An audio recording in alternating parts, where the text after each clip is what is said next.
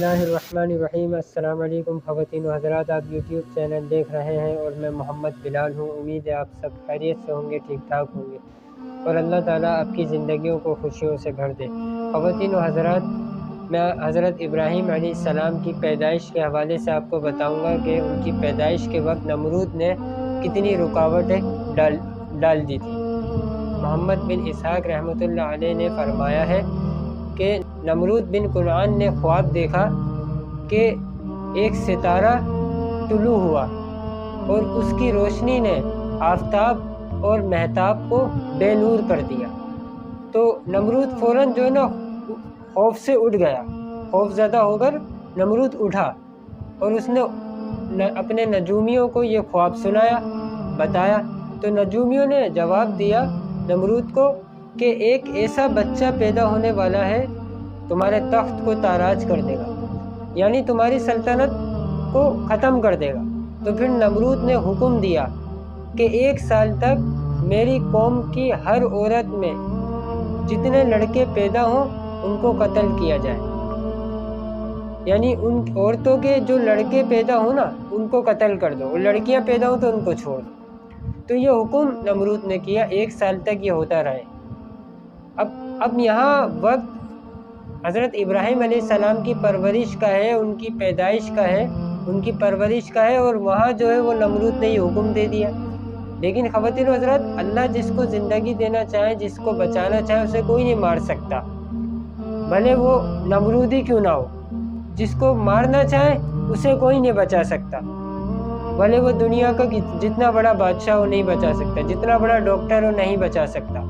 تو اس لیے خواتین و حضرات، حضرت ابراہیم علیہ السلام کی والدہ کو یہ ماجرا پتہ چلا کہ بھئی اس طریقے سے نمرود نے حکم دے دیا ہے۔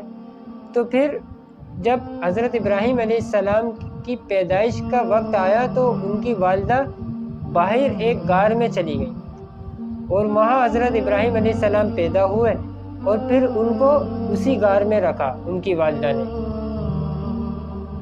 اور اسی کے ساتھ ایک اور بات خواتین و حضرات، کہ جب حضرت ابراہیم علیہ السلام اپنی والدہ کے شکم اطہر میں تشریف لے گئے تھے تو یہ خبر بھی نجومیوں نے نمرود کو دے دی تھی۔ لیکن اللہ کی شان یہ کہ اللہ تعالیٰ نے ابراہیم علیہ السلام سے بہت بڑا کام لینا تھا، وہ اللہ کے نبی تھے، تو اللہ نے نمرود سے بچا کے دکھایا، حفاظت کر کے دکھائی۔ تو خواتین و حضرات، حضرت ابراہیم علیہ السلام کی والدہ روزانہ غار میں جاتی تھیں حضرت ابراہیم علیہ السلام کو دودھ پلانے کے لیے۔ تو ایک دن دودھ پلانے گئیں تو کیا دیکھتی ہیں کہ حضرت ابراہیم علیہ السلام اپنے سر انگوش کو چوس رہے ہیں، یعنی اپنے انگوٹھے کو چوس رہے ہیں۔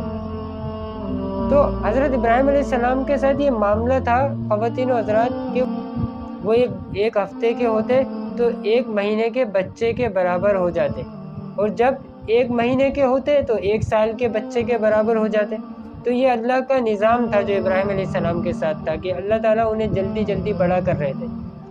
تو خواتین و حضرات، جب ابراہیم علیہ السلام بڑے ہو گئے، ہوشیار ہو گئے، سمجھدار ہو گئے، تو انہوں نے اپنی والدہ سے سوال کیا کہ میرا رب کون ہے، میرا رب کون ہے؟ تو والدہ نے پھر انہیں کہا کہ تمہارا رب میں ہوں، کیونکہ رب پرورش کرنے والے کو کہتے ہیں۔ تو پھر ابراہیم علیہ السلام نے کہا کہ آپ کا رب کون ہے؟ تو پھر انہوں نے کہا کہ میرا رب تیرا باپ ہے۔